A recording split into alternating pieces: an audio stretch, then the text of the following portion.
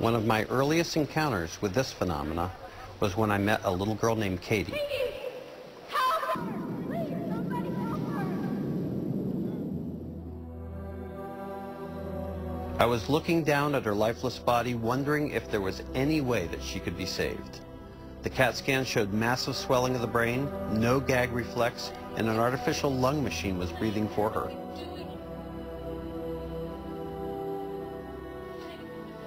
Then the family came in the room and asked if they could pray for her. I thought that they didn't understand that she was certain to die. They held hands around her bed and they began to pray. 3 days later, Katie made a full recovery. God, we don't know what to do here. So not long after her remarkable recovery, she came to see me for a follow-up examination. She clearly remembered me resuscitating her. In fact, I was amazed at what she could remember. Katie stunned the doctor by identifying not only him, but a physician that had been working with him as well. She even knew which one of them came into the room first. I remember very clearly that throughout her resuscitation, her eyes were closed. In fact, she was profoundly comatose the entire time that we were working on her. And I thought to myself, what is going on here?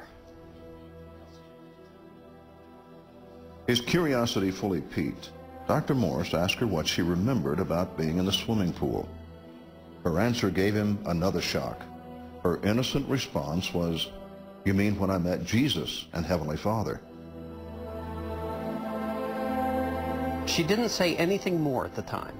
Maybe it was the shocked look on my face, maybe she was embarrassed, but I brought her back for a follow-up interview. And at that time, she told me more of the details when she was taken up to heaven. She said that Jesus told her that it was time for her to go home.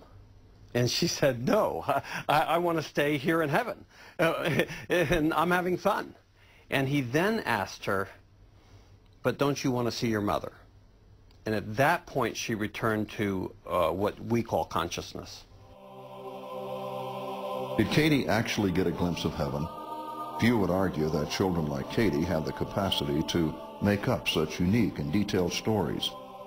Katie's experience certainly has similarities to many of the other NDE stories. But do all or any of these near-death experiences bring us any closer to a testimony of our own about the truth of heaven?